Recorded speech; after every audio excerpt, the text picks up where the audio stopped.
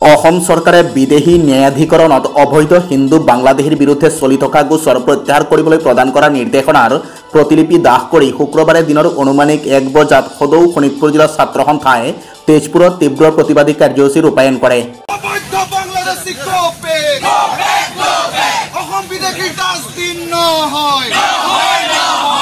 আজিৰ উক্ত প্ৰতিলিপি দাখ কাৰ্যসূচীৰ নেতৃত্ব প্ৰদান কৰে সদৌ শোণিতপুৰ জিলা ছাত্ৰ সন্থাৰ সভাপতি অভিজিৎ নাথৰ লগতে সাধাৰণ সম্পাদক অৰূপ তালুকদাৰে।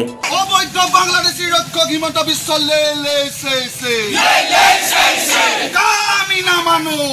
আজিৰ উক্ত প্ৰতিলিপি দাখ কাৰ্যসূচীত সদৌ অসম ছাত্ৰ সন্থাৰ কেন্দ্ৰীয় সাংগঠনিক সম্পাদক নয়নজ্যোতি গগৈ, সদৌ শোণিতপুৰ জিলা ছাত্ৰ সন্থাৰ শিক্ষা সম্পাদক শংকৰ দাসৰ লগতে সদৌ শোণিতপুৰ জিলা ছাত্ৰ সন্থাৰ অধীনস্থ 10খন আঞ্চলিক ছাত্ৰ সন্থাৰ প্ৰতিনিধি উপস্থিত থাকে। আমি নামানো অবৈধ বাংলাদেশী কপে অসম বিদেশীৰ ডাষ্টবিন নহয়।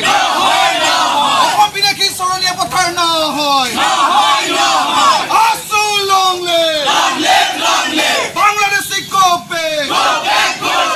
অবৈধ বাংলাদেশী ৰক্ষক হিমন্ত বিশ্ব